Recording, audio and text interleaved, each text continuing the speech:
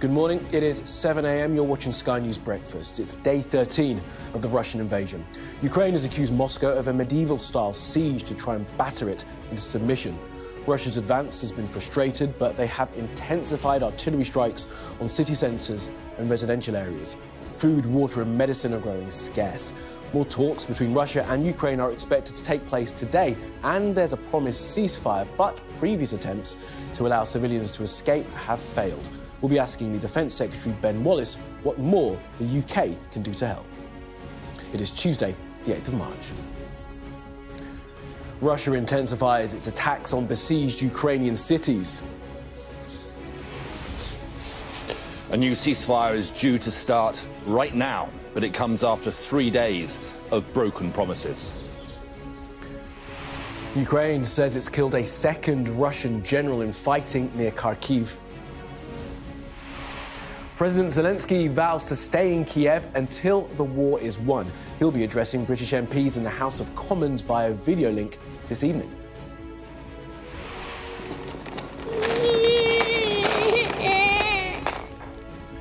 More than 1.7 million people have fled Ukraine for neighbouring countries. 300 have been granted visas to come to the UK. As Russia threatens to cut off Europe's gas supply in retaliation for Western sanctions.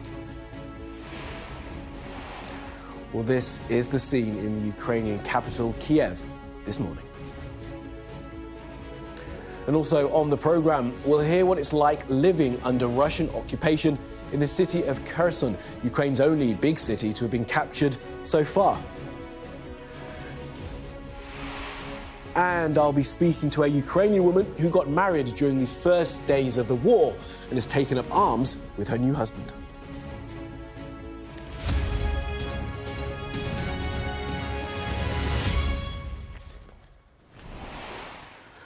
Good morning. Ukraine's president has again accused Russia of attacking civilians. He rallied his people in a late-night address, saying that Ukraine's resistance was making the war like a nightmare for Moscow. And today, he'll make a historic appeal to MPs in Britain via video link in the House of Commons for more international assistance.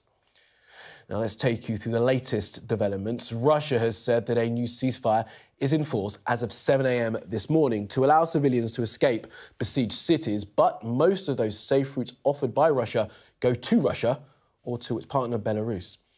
And according to the US Department of Defense, as Russia's advance has slowed, they've stepped up missile and artillery strikes on city centres and civilian infrastructure. Well, local authorities report that 10 people, including children, have been killed in an aerial attack on a residential building in the northeastern city of Sumy. Ukraine's defense agency claims a second Russian general, Vitaly Gerasimov, has been killed in fighting near Kharkiv. Well, Greg Milam has our first report. To the list of what's been destroyed in Ukraine, we can now add this preschool in the second largest city of Kharkiv. The high school next door also struck. Every day, this war is shattering more and more civilian lives. The message from Ukraine's president is that he's going nowhere, filming himself in his office for the first time since the invasion began. I stay here in Kiev at Bankover Street. I don't hide and I'm not afraid of anyone. I will stay here as long as it's necessary to win our patriotic war. And across his country, the sounds of war rumble on, here in the coastal city of Mykolaiv. Every promise of a ceasefire and the precious chance for people to reach safety has been broken so far. I have tears running down my face, although I'm a retired soldier. My wife was injured by shrapnel yesterday. She's now at hospital number 4. She was just about saved there. Now she's there and I'm here trying to sort things out somehow. There's little optimism today's ceasefire will be any more successful. Ukrainian cities are under siege, under relentless Russian shelling. Hospitals are running out of supplies, food is dwindling, and civilian casualties are mounting. With no let-up in the death and destruction in Ukraine, what of the economic punishment for Russia? The US perhaps about to do what Europe says it can't and stop importing Russian oil, whatever the cost to the markets and consumers.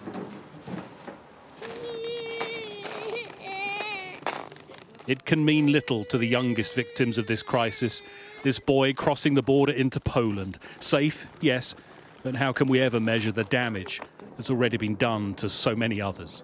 Greg Milam, Sky News, Washington. All right, let's take you now to the Ukrainian border with Romania, where our correspondent Alistair Bunkle is standing by. Alistair, good morning to you. So just give us a situation, as you understand it, where you are at that border crossing. Well, I mean, all hopes on another ceasefire this morning that has just come into force. But I think those hopes will be rather thin based on previous ceasefires over the last 3 days. This would be the fourth, and all previous ones have failed for various reasons, either because one of the sides has broken it through force. I say either one of the sides. Both sides blames each other, as you can imagine. But also because what Russia is proposing is frankly pretty unpalatable to most people, even however desperate they are. And that is because the humanitarian corridors that the Russians have set up lead, for the most part, either into Belarus or into Russia. And so you're asking people to flee into the arms of their attackers, effectively. And there's real scepticism because of the propaganda win that it could give Russia. You can imagine the pictures that the Russian television would then get showing Ukrainians fleeing into Russia and being used to the Russian propaganda machine's advantage, saying, look, you know, they are coming to us, and look how we are receiving them. And so that is why there's a great degree of scepticism about these ceasefires, and France's President Emmanuel Macron, who's been trying to negotiate them, has distanced themselves from the Russian proposals and instead wants humanitarian corridors that lead into, well, either safer parts of Ukraine or into Western Europe. And Alistair, you're in Romania on the border with Ukraine there. How many more people have been seeking to cross in the past 24 hours, and what kind of conditions are they living in? I mean, we can see behind you, it looks cold, it's snowy. Yeah, particularly this morning. It is cold, it is snowing. In terms of exact numbers, we don't know, but well into the thousands every day. We've been here for about a week, and it's pretty much non-stop. We haven't seen any let-up in the number of people that are coming in, and it is hour after hour, day after day, just a regular stream through the border. I mean, they are looked after very, very well here once they get here, as best as the authorities can do, at least. Some of them stick around, perhaps unsure what to do. They've left their homes in a hurry. They don't have much on them, and they don't really have a plan. I mean, that is entirely understandable.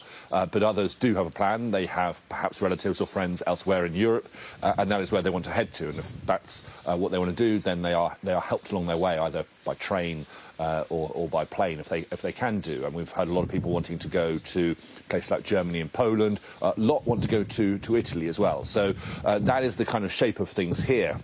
And I don't see any let-up at the moment as the conflict spreads. I think it will only sort of increase, and we'll see more and more refugees come in. Already the worst humanitarian crisis since the Second World War in Europe.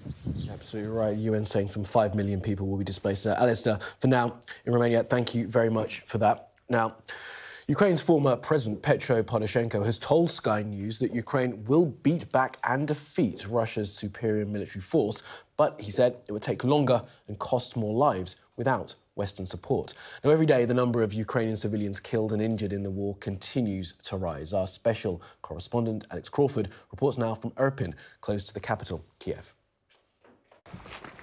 They know all about civilians being attacked here. This small village community just south of the Ukrainian capital has been torn apart by Russian bombs. Almost an entire street disappeared in an instant. 3 children and 3 adults were killed, devastating their families and the whole neighbourhood.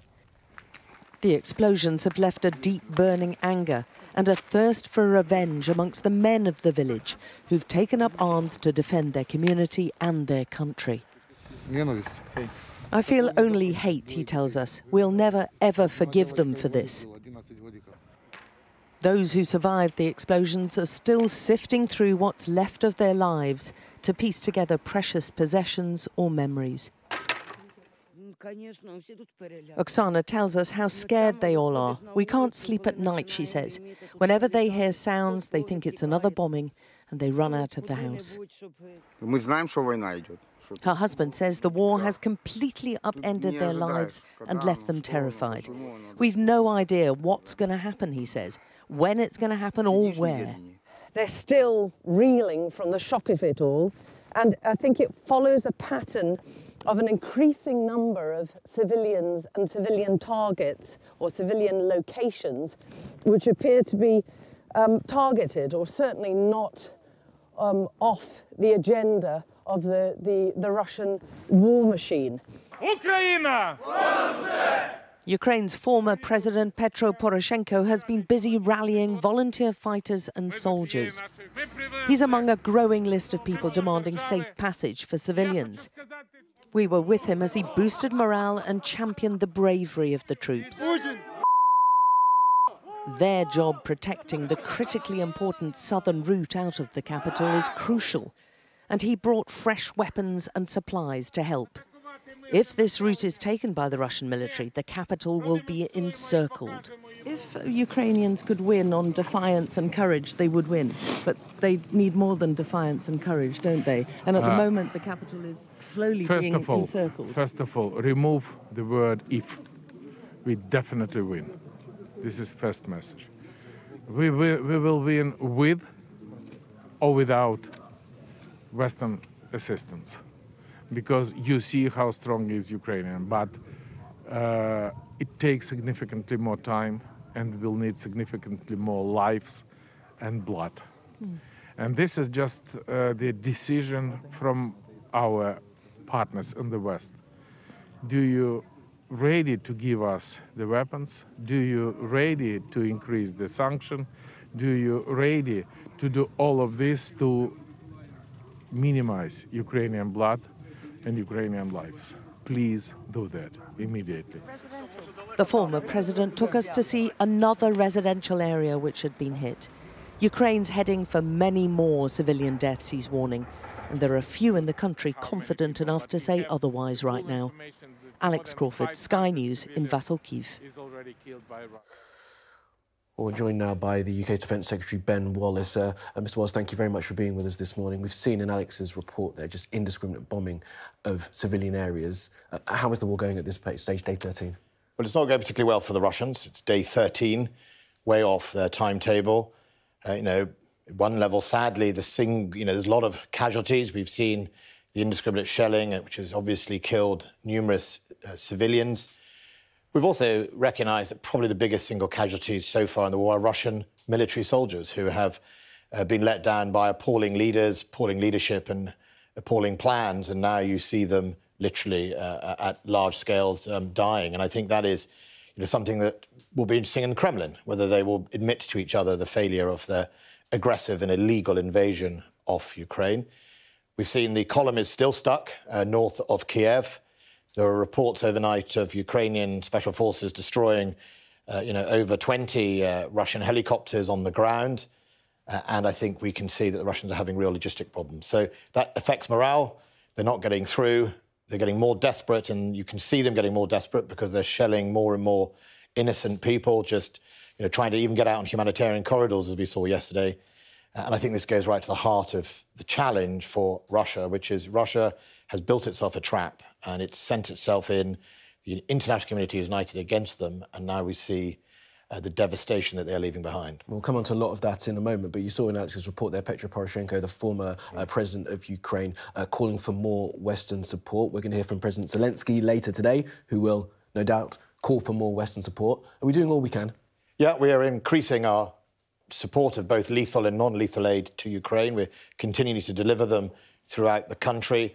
We started off, obviously, with 2,000 NLAWs, that's light anti-tank weapons. We've changed and increased both the NLAWs and others, and I'll make a statement tomorrow, I think, to Parliament to give the details. But Britain is stepping up, doing that. We're supporting the coordination of delivery throughout Ukraine. And we were the first, really, to do this in Europe, and we did it, obviously, early in January, way before the invasion. And so we're in a good place to make sure they get better defence and more defence. And I'm in touch with my colleague in Ukraine quite a lot to get to know what's going on and what they need. I mean, there is some talk as well in the past couple of days of reinforcing the Ukrainian Air Force by swapping out jets, essentially, from NATO members. Poland has been mentioned, with jets that the Ukrainian Air Force can use. Your thoughts on that and whether that's a viable thing to do at this stage of the war? Well, first of all, there's very few nations that fly the MiG-29s, which are the same aircraft that the Ukrainians fly. So the United Kingdom's aircraft would not be able to be offered. And so there are only a few countries who potentially could accept a request by the Ukrainians. I would support the Poles and whatever choice they make. It's those whether they choose to, whether they choose or not. I mean, you know, those countries are on the borders with Russia and Ukraine to some extent, and so they will face a direct consequence. And so we would protect Poland. We'll help them with anything they need. But if they make that choice, then that's a choice they will have made based on a view of bilaterally helping Ukraine and Ukraine needing those. Now, I think Ukraine should have whatever it can have to protect itself, to defend itself from this naked Russian aggression. To be clear, then, you would support a NATO member essentially rearming a bordering country against Russia? Well, I think I would support their choice. With fighter jets? You know, all of us in these jobs have to balance the risk of escalation with helping what we see on the ground. Wouldn't that be too I am responsible for the security of the United Kingdom and the people, and so is the Prime Minister. And, you know, we have to make sure that the consequences of whatever actions we do, lethal aid included, which you know the Russians have warned there'll be retribution for countries that have done that, is calibrated in the right way to make sure that there's not an escalation into a war across Europe. Poland borders, you know, a number of countries such as Belarus, that is an active participant with Russia in this war. And Poland will understand that the choices it makes will not only directly help Ukraine, which I think is a good thing, but also may bring them into direct line of fire from countries such as Russia or Belarus, and they will have to calibrate that. And that's a really big responsibility on the shoulders of the President of Poland and indeed the Defence Minister. And so it's not for me to second-guess their choice, but it is for me as a fellow NATO member to say I will stand by Poland. Poland is our ally, has been an ally for over 150 years, the United Kingdom. We will support Poland in whatever choice she makes and also whatever she needs as a result of that. OK, Mr Wallace, let's move on then to the migration issue. Of course, as you know, millions of people on the move. Let's just, I want to show you this picture here that we have that's in a number of the newspapers this morning and that we've been featuring on Sky News. That is the train station at Kharkiv. I mean, you know what that is reminiscent of, don't you, from the 1940s. We can do more to help these people, can't we? Some 300 visas have been given by the UK. 10,000 wants to come here. Can more be done? And what do you think about what you see there at Kharkiv? Well, look, that's what war in Europe looked like 70 or 80 years ago. It's what war in Europe looked like today. And I think it's why people like me and the Prime Minister were determined to help Ukraine defend itself long before others were, because that was going to be the consequence. We warned many countries in Europe who were not of the view Russia would invade, that the risks were great. Migrant flows are what happens in war. And, you know, we've got used to wars a long way away, where people arrived on these shores and European shores in drips and drabs as they made it across a territory. These people are neighbouring the EU, they're neighbouring Europe, and quite rightly, they're in a city that is surrounded by Russians who are indiscriminately bombing them. Of course we can do more, and we are doing more. And I mean, it's shameful, isn't it? There's thousands there, and 300 visas have been given. Well, look, they're processing 17,000. So 17,000 people have applied, and they're being processed at the moment. And we've said over 200,000 people can come here.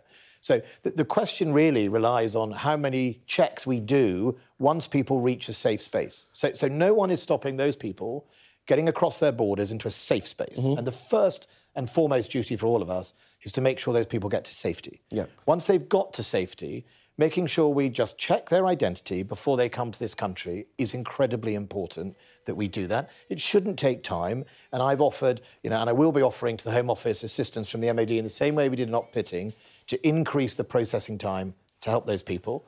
But of course, you know, we have been incredibly generous and we will continue to be so. We've said over 200,000 people can come to this country. I mean, 200,000 people can come from Ukraine to the UK. Yes, they can come under there's a range of schemes. There's the Humanitarian scheme, there's the family scheme. They can come to this United Kingdom. The key here, and I understand the frustration, is the speed of processing when they get to a safe country. And that's the problem, isn't it? The speed of processing, because you will know that there have been stories in the past 24 hours of people at the UK border in Calais unable to get across, even though they have every right to come here. Why is that being so difficult? So I know the Home Secretary is determined to speed that up, and you know the MOD will lean in as we did. So you're not pitting. We sent MOD officials to help the processing of identity to make it even quicker. We will play our part in speeding that up. You know, we have people in Poland, for example, in the Ministry of Defence, as does the Home Office. They've done a pop-up visa processing centre. But she recognises there's more to do. You know that what's there at the moment is inadequate. You do admit that, don't you? Well, look, I've said we can do more there, and we will lean in to do that. You know, this is fast-moving. The first duty is for the government to help people get to safety. And once they're in safe countries, Poland or anywhere else, the next responsibility is to make sure we process them as quick as possible. Of course we can do that quicker. We are leaning into that. The Home Secretary is determined to do that quicker. I will give her all the support I can in making sure it's done as quick as lightning. OK. Mr Wallace, finally then, President Zelensky is going to address MPs today via video link. He's been described as a lion, a real totem for this war. What kind of moment is that going to be like in Parliament when he speaks to MPs? I think it's going to be incredibly powerful. You know, President Zelensky, I've met on a number of occasions. You know, he is leading a country at war. I don't think he ever thought when he was elected, as no one else really did, or few people did, that Russia was going to come and decimate his country. You know, he is an amazing guy. He's actually comes across as a very regular person. It's been an incredibly unifying moment for Ukraine. You know, the last president you've just seen on your footage, you know, there's a joke in Ukraine that, you know, Russia has done one thing that the Ukrainian people hadn't managed to do, which is unite the former and the current president. You know, that's what happens when you invade a country. President Zelensky is the spirit of Ukraine, which is young, which is liberal thinking, which is outward-facing, which is European. And that's what Russia or President Putin just doesn't understand. This is about values and who we are. This is not about the military threat that was sort of manufactured by Russia to itself. It's about the values. And President Putin doesn't like the values that are represented by NATO and the EU, and that's what he's most angry about. OK. Ben Wallace, Defence Secretary, do appreciate your time. Thank you very much for being with us. I know you're very busy, but thank you for appreciate it. Thank you very much for that. All right, let's take you through some of the morning's front pages. Of course, there's one story that's dominating all of them. We'll start off with the Telegraph, though, which leads with the Kremlin's terms for a peace deal. Moscow claims fighting could be halted almost immediately if Ukraine agrees to its demands. Let's look at the Times. Well, they say that Putin's plans are clearly mapped on the face of its Ukrainian victims. A picture there of a 55-year-old woman who was injured in shelling. The Guardian reports that Kiev has rejected Russia's offer to create humanitarian corridors. We're talking to the Secretary of State about that just now, to allow civilians to flee because most of those corridors lead to Russia and Belarus. The front page of the Metro, the ex-head of the army, Lord Dana, insists that the UK must welcome more refugees. The headline, pull your finger out. Now, of course, he made those comments to my colleague Kay Burley on this very show yesterday. And the FT reports on world markets being rattled over fluctuations in oil and gas prices after the United States floated plans to ban the purchase of Russian oil. The Daily Mail, it leads with the Prime Minister's plans for more drilling in the North Sea in a bid to stabilise energy prices. And The Sun, let it go is the headline on their front page. It's a message to the Russian leader. There's a video of a young girl singing the popular song from the Disney movie Frozen, goes viral. We did show you that video on yesterday's show as well. And the Daily Mirror reports on firms apparently continuing to trade in Russia. McShame is their headline, despite all we know that is happening with the Russian invasion of Ukraine. Well, let's just take you now through the latest developments in this war. Now, Russia has not made any notable progress in the past few days, but has intensified missile and artillery strikes on city centres and civilian infrastructure. The capital, Kiev, Lviv in the west and other targets in the east were hit overnight. Now, Russia had promised a ceasefire from 7 a.m. this morning to allow civilians to flee to safety from Kiev, Chernihiv, Sumy, Kharkiv and Mariupol. Now, local officials say that at least 10 people were killed in the northeastern town of Sumy when a missile hit a residential plot. Oktareka was also bombed, and to the west of Ukraine's capital, bombs hit oil depots in Zhytomyr. Now, more than 1.7 million people have already fled the war, and the UN is predicting that the exodus could reach 5 million.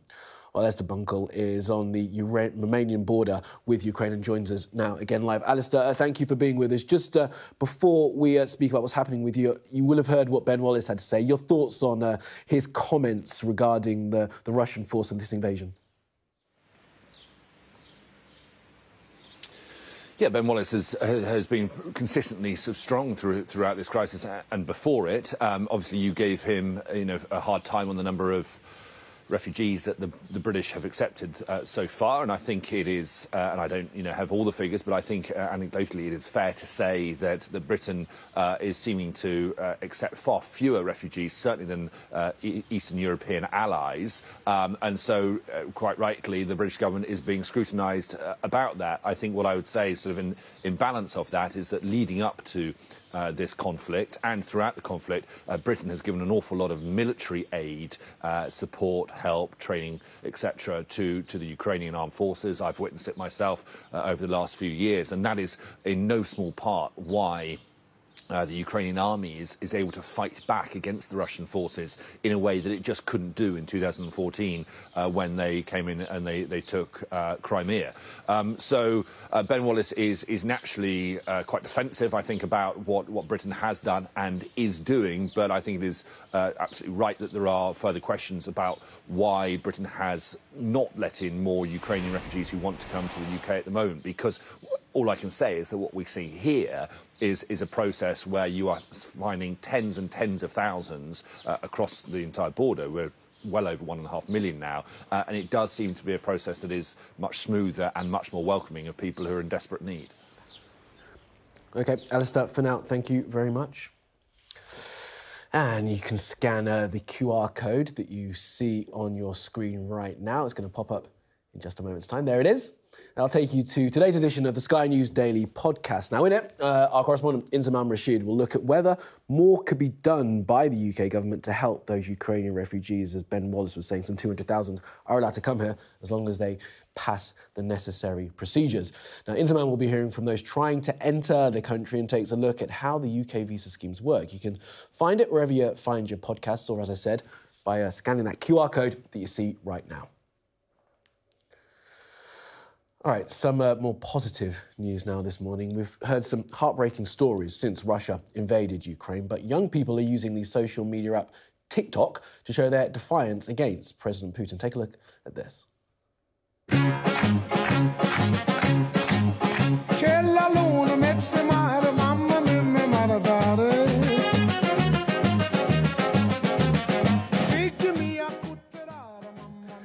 Oh, that's a video from a TikTok user called Valerish. As you can see, she's kind of showing her life in a bomb shelter under Russian bombardment. Makes you smile, but also the cruel irony of it, that she has to live a life like this is terrible. And that music, obviously, will give you a little bit of a laugh. All right, still to come on Sky News Breakfast. This is the latest from the Ukrainian capital, Kiev. Another snowy morning on day 13 of the Russian invasion. We'll have plenty more on Russia's invasion of Ukraine coming up next. I am there to speak truth to power. One question to ask the questions that people want answered. Yeah, good to see you. When I'm interviewing a politician, it's a more rapid fire, but this is not. This is a conversation. The format of the show, so we're going to have an hour-long interview show once a week on a Thursday night. It's at 9 p.m. It's a moment to press pause on this frenetic pace of news and just reflect on things. And when we do have a politician on the show, you might see them interviewed by me in a different way than you perhaps normally see it. What they do, why they do it. If I can find some of that and bring it onto Sky News, I'd be really happy. Hello, welcome back. You're watching Sky News Breakfast. Your top stories this morning. Russia has intensified its shelling of Ukrainian towns and cities, according to the United Nations. 406 civilians have been killed since the beginning of the Russian invasion 13 days ago. Russia says it will implement a ceasefire from 7 a.m. this morning to allow civilians to escape from besieged cities. We'll be watching that closely as previous attempts at a ceasefire have failed. And the Ukrainian President Volodymyr Zelensky will address MPs in the House of Commons via video link this evening. Now, in the past half hour, the Defence Secretary Ben Wallace has told me that he would support other nations supplying greater military assets to Ukraine. He said he would be behind Poland, a NATO country, if they decided to supply their neighbours with fighter jets. Well, first of all, there's very few nations that fly the MiG-29s, which are the same aircraft that the Ukrainians fly. So the United Kingdom's aircraft would not be able to be offered. And so there are only a few countries who potentially could accept a request by the Ukrainians. I would support the Poles in whatever choice they make. It's those whether they choose or not. I mean, you know, those countries are on the borders with Russia and Ukraine to some extent, and so they will face a direct consequence. And so we would protect Poland, we'll help them. Well, our political correspondent Tamara Cohen is with us. Tamara, thanks for being with us. So Ben Wallace there saying that he would support Poland in whatever they decided to do, whether they wanted to send jets across the border.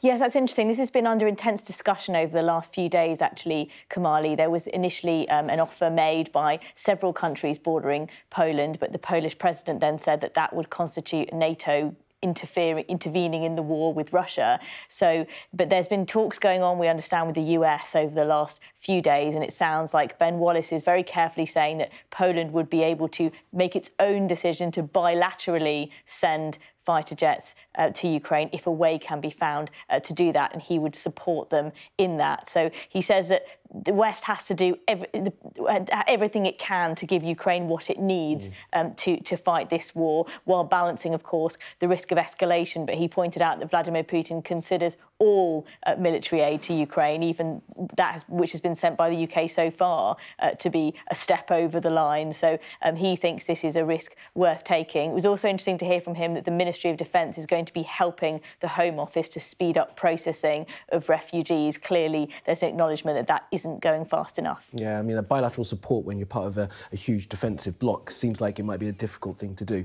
And yet, he wasn't quite sure as to how much help there was at the border into the UK. I mean, only 300 visas have been accepted so far, so there's thousands of people still waiting to come. 17,000, I think he mentioned. Yes, he pointed out that 17,000 applications have been made, and it's the processing which is slowing things down. He says that it's right to do security checks, it's right to work out who people are so that you can help them when they get to the UK and keep track of them, but that clearly isn't happening quickly enough. And he compared it to the evacuation of Afghanistan, when the Ministry of Defence were sent not just to do military tasks, but also to help the Home Office with processing people. And he says that they will be offering their services again. We're not sure exactly what form that will take, whether it will be in the region or in Calais, but clearly he thinks that that needs to be sped up. The offering services, I mean, they did put on flights before, didn't they? I wonder if that would be something they could consider. Tamara, for now, thank you very much. Well, the UK government, as we've just been hearing, has come under fire for not adopting a more open policy for Ukrainians fleeing war. But even for those with family here in the UK, the route can be challenging. Hundreds of people in Calais have been told they have to go to Paris to get their papers processed. Ashna Hurnog reports. When 8-year-old Zlata cried down the phone to her mum as the war raged outside her bedroom window, Mariana flew from the UK to her rescue. After days of travelling, they reunited on the Polish-Ukrainian border. I just called, like, her name, Zlata, Zlata. It was very emotional. Then everyone cried. Despite Mariana working as a nanny in London for 6 years, the pair were turned away at Calais, unable to re-enter the UK because Mariana's asylum application is still being processed. Her mum, meanwhile, has stayed behind. If they bombed this place, so so many people be dead. So she needed to get out? Yes, 100%. My mom said, she also worried, and she just tell me, I leave all this, like, important paper. She just tell me, like, where she leave important paper. So if something happened, you know where is this paper. But I hope this finish soon. An appointment with Border Force officials in Paris is their best bet for crossing the Channel. David and his Ukrainian wife and children wait on Dover's doorstep for the same outcome. After coming under fire in eastern Ukraine and finally making it to France, they too were barred from the UK. They've been told they need to drive 3 hours to Paris to now apply for a family visa. Why can't I go home with my family, my Ukrainian family? I'm not asking for nothing from the government. I can pay for everything myself. I just want to take my family home and protect them. That's all I want to do. We've heard from people who've been waiting for news in Paris, those here in Calais who've been turned away, and even those in the UK who are confused about their visa status. But as they seek sanctuary, their worries deepen too for the family and friends they've left behind. Those like Maria. She's in Derby visiting her mum on a holiday visa which expires within weeks. She's been told she can stay, but can't find clear guidance. I see that UK government is doing something. I see that they are trying to make it better for Ukrainian refugees.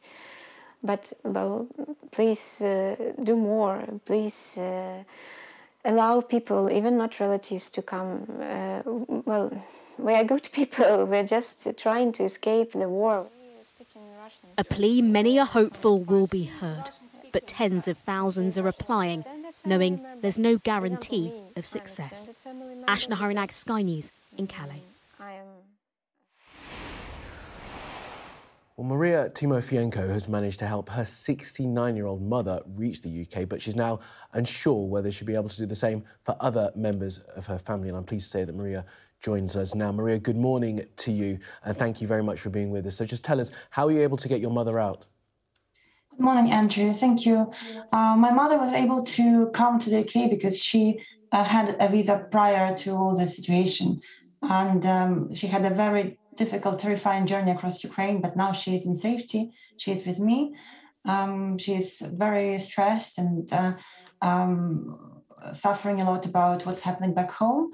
And of course, we have extended family who are still in Ukraine and whom at the moment I cannot invite to the UK.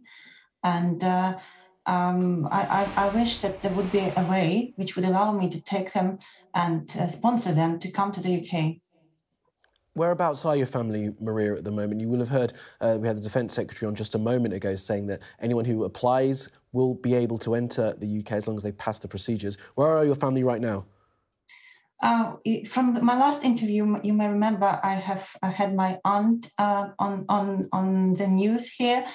She was based in Kiev and was determined to stay, but I managed to convince her to leave Kiev now after the reports of what we have seen in Irpin, in the north of Kiev, about the army advancing. I managed to convince my aunts and my cousin to leave Kiev, and they're now heading on the road to Lviv, and they will be there for the time being.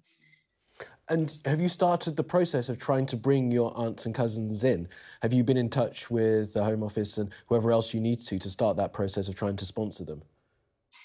I am working on that. I understand that at the moment they are not a category that is allowed to come in.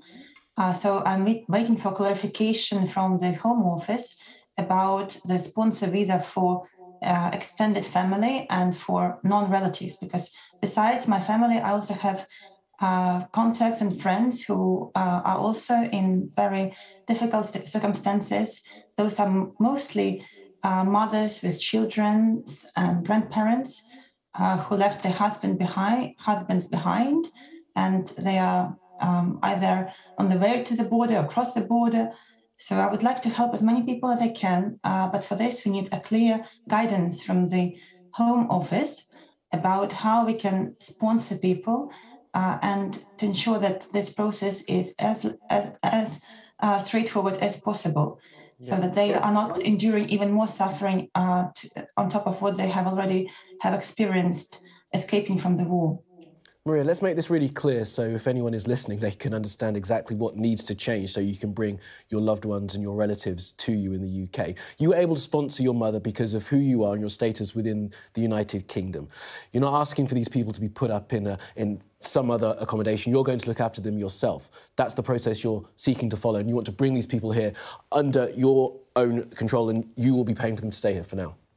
Yes, absolutely. We have, luckily, we have space, and we are actually now building some extended accommodation just to be able to host people. But anyone who wants to come here, they don't want, to come to just benefit from the society here. They want to actively contribute to work. So they are they're people who have professions.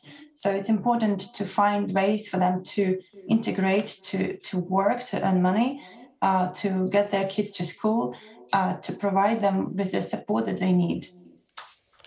OK, Maria Timofeyenko, I do appreciate your time again. It's nice to speak to you again. I know you're on our show quite often. I wish you luck, and obviously we'll be in touch in the next coming days to see how you're getting on. Thank you for being with us this morning. Thank you. Thanks, Maria. Right, let's just bring you a little bit of breaking news that's coming into us here at Sky News. It's coming from the Interfax news agency. It's a Russian news agency, so obviously we take this with a little bit of a pinch of salt. But it does say that Russian forces have held fire in Ukraine from 7 a.m. this morning. That's part of the ceasefire to allow humanitarian corridors for civilians to evacuate areas that are encircled by Russian forces. Of course, the Russian forces say they've held fire from 7 a.m. Now, many of those humanitarian corridors that have been set up are headed into Russia or into Belarus, meaning that many of the people who are able to use them really don't want to. But Russian forces are saying that from 7 a.m. this morning, they have held fire. We'll keep an eye on that throughout the morning and see how that pans out for the rest of the day. Now, the Prime Minister has warned that the UK can't simply move away from Russia's oil and gas as prices surge. Sky's Paul Kelso has been looking at how the impact will be felt in the UK and the rest of Europe.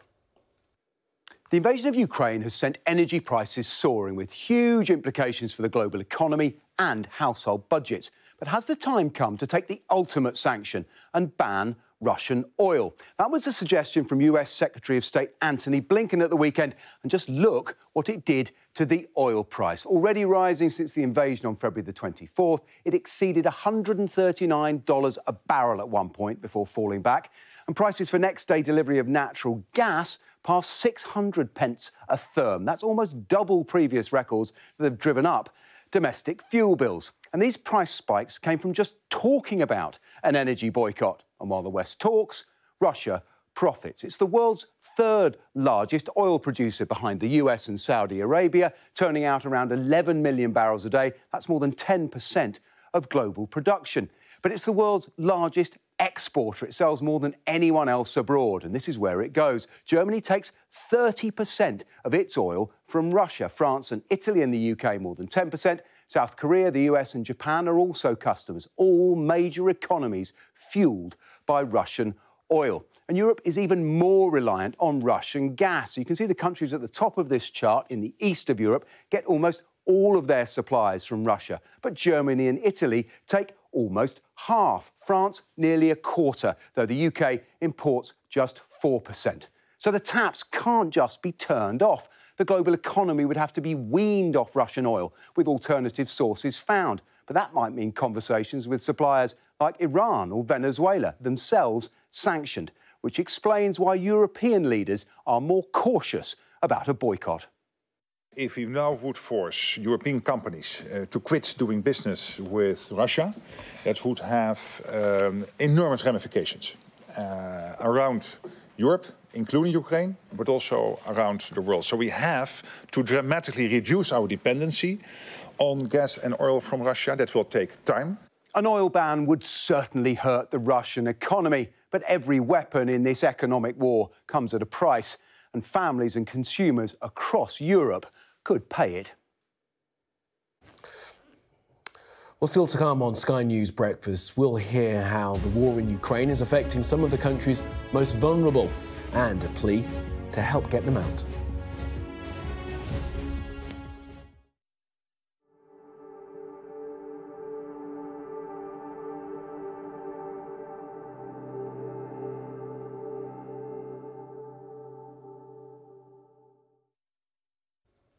Hello and welcome back. Now, leaving a war zone is fraught with difficulty, and for those with a disability, fleeing the fighting can be even more challenging.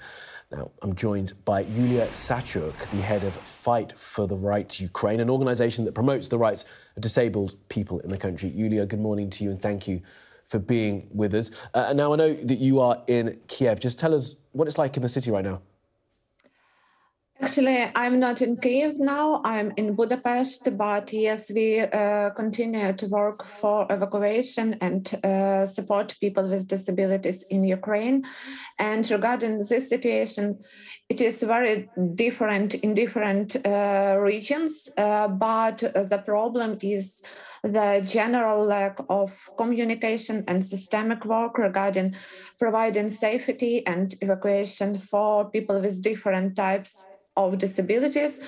especially for those with severe disabilities, especially who are in close institutions like psychiatric institutions and hospitals, people who need special accessible transportation, and people with disabilities in occupied cities like Bucha, like Kharkiv, Sumy.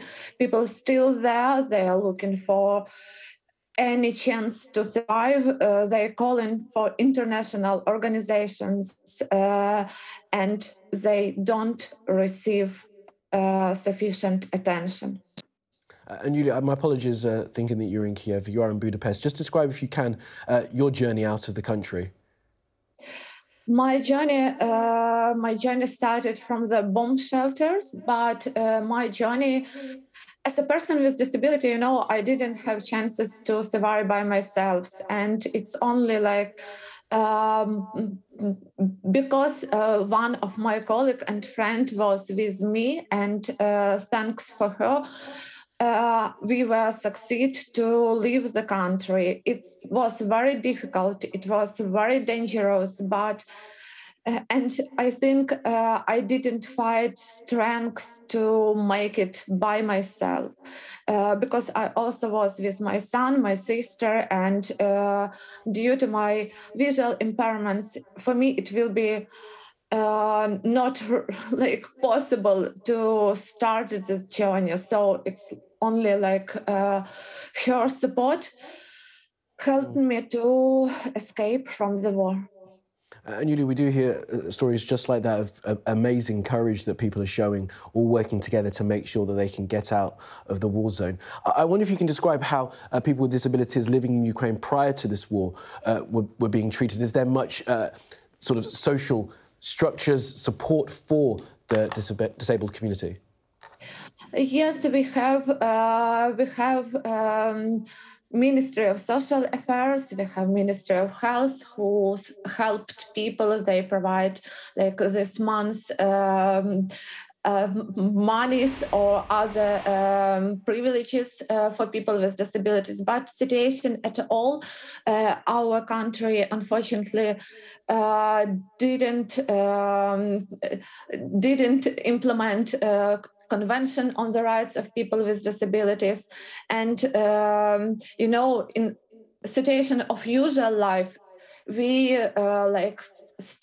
we were fighting for this. But when the situation is terrible, like now, when this is about your life, not just comfortable life, but like life, your right to life, it's very pity that any international instrument, UN standards, they don't work in this situation. And I'm really curious why this happened. And yesterday we received a very, I don't know, sad message from our friends, couple who use wheelchair. They are in Bucha. And, you know, it seems like that was their calling, the last calling to all international community, to Ukrainian authorities to help with them. They are very famous, they're activists, they're doing a lot for people with disabilities community in Ukraine. Now they are more than 10 days in the basement and they don't have any chance to survive.